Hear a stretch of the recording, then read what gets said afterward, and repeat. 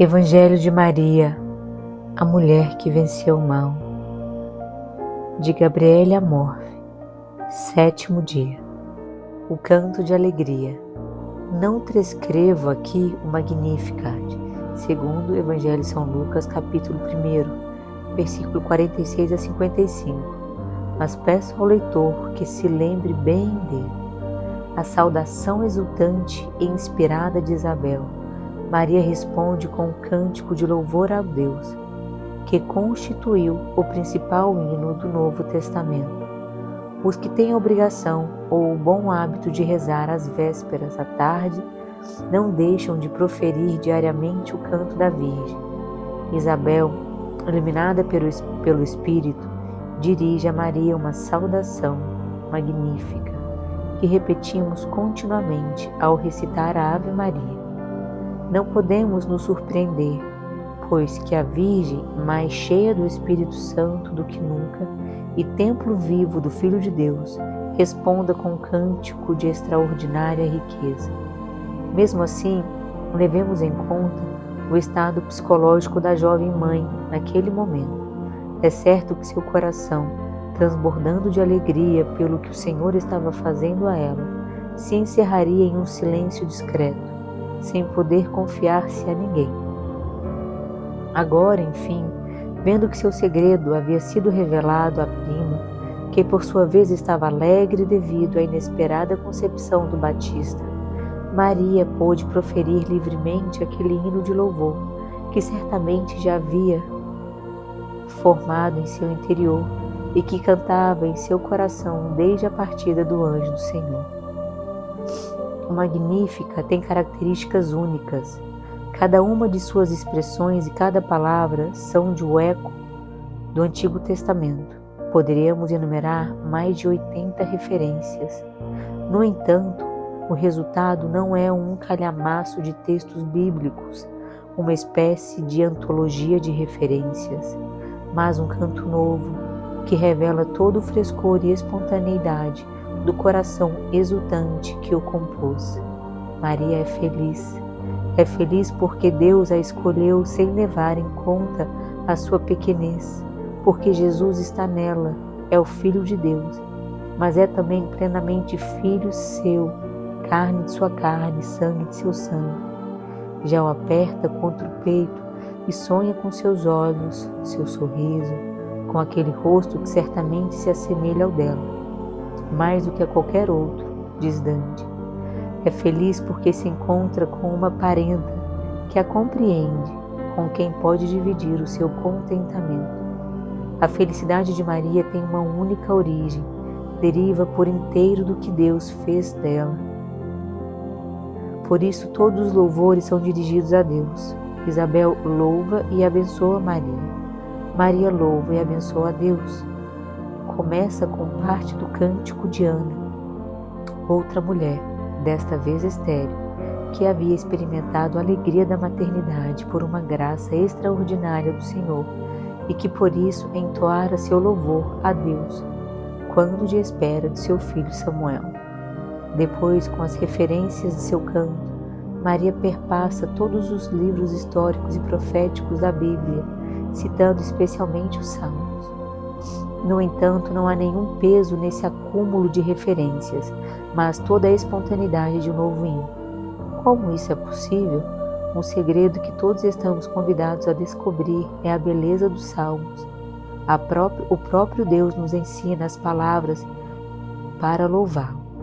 Palavras que com frequência refletem a nossa situação, o estado de ânimo em que nos encontramos em determinado momento. As orações bíblicas não são apenas orações, mas também uma escola de oração.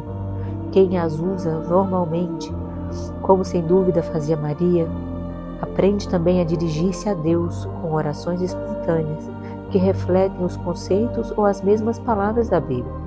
Por isso, o Concílio Vaticano II recomendou a todos os fiéis que rezassem o ofício divino, especialmente as laudes e as vésperas, que constituem o seu núcleo espiritual. Por outro lado, se analisarmos o Magnífica, descobriremos sem dificuldades sua divisão em 3 partes. com o desenvolvimento e o cuidado totalmente distintos. No início, o canto é estritamente pessoal. A Virgem reflete sobre o que o Senhor fez nela. Entretanto, ainda que se refiram à sua pessoa, os conceitos expressam verdade de valor universal. Tudo o que Deus fez em Maria tem como objetivo consumar o plano de salvação. O Senhor dirigiu seu olhar à insignificância de sua serva. Ela sente que não é nada, ou nada que foi objeto da escolha gratuita de Deus, que fizera nela grandes coisas, pois apenas Ele é grande, poderoso, santo. É um convite claro a não olhar e não louvar a ela, mas a mirar e louvar a Deus. O que ela chegou a ser de uma grandeza excepcional é obra de Deus. E continua. Pensemos no valor dessa jovem que, à espera de um filho, atravesse a fazer a relação em si mesma uma profecia a qual ninguém teria ousado.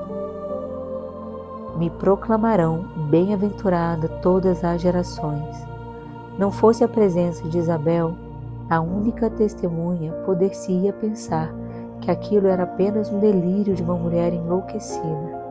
Por outro lado, a 2000 anos de distância, somos nós mesmos testemunhas de que a profecia de Maria se cumpriu e se cumpre continuamente, desenvolvendo-se de maneira impressionante. A segunda parte do Magnífica tem um desenvolvimento totalmente distinto. A humildíssima Maria, refletindo sobre o comportamento de Deus, utiliza uma linguagem quase violenta. Os soberbos e seus projetos são reduzidos a nada. Os poderosos são derrubados de seus tronos e os ricos recaem na miséria. Em compensação, são exaltados os humildes, os famintos são carregados de posses. Reclama-se a revolução do Sermão da Montanha, a proclamação das bem-aventuranças. É uma revolução totalmente nova em relação aos cânticos do Antigo Testamento. Penso em Débora, em Maria, irmã de Moisés, em Judite, nos quais se exaltava a Deus por vitórias militares. Na terceira parte, Maria se identifica com seu povo, o povo da aliança, confiado a uma grande promessa. Cita em particular Abraão, o primeiro eleito, de quem se sente filha. Deus lhe havia jurado: todas as famílias da terra serão benditas em ti. No Gênesis capítulo 12, versículo 3. Maria vê cumpridas em si todas as promessas feitas por Deus a Israel por meio dos pais, mas encaminhadas à salvação de toda a humanidade. O passado é resolvido visando ao futuro. Israel foi escolhido para ser depositário das promessas divinas e se desenvolveu em vista da chegada do Messias.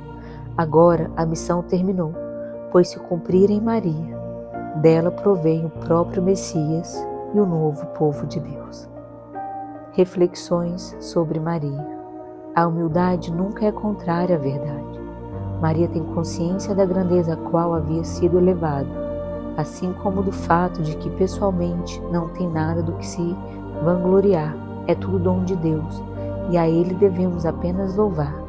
É a única vez que Maria fala extensamente. Talvez queira nos ensinar que é muito importante falar com Deus, adorá-lo, dar-lhe graças e atribuir a Ele tudo de bom que temos. Sobre nós. As orações bíblicas são orações e escola de oração. Aprendemos a fazê-las nossas quando nos expressamos com orações espontâneas, inspiradas em conceitos bíblicos. Unamo-nos ao coro de todas as gerações que louvam Maria. Mas sem nos determos em Maria. Através dela sempre se chega a Jesus. Por Maria, em Jesus. Por meio de Maria se chega a Jesus.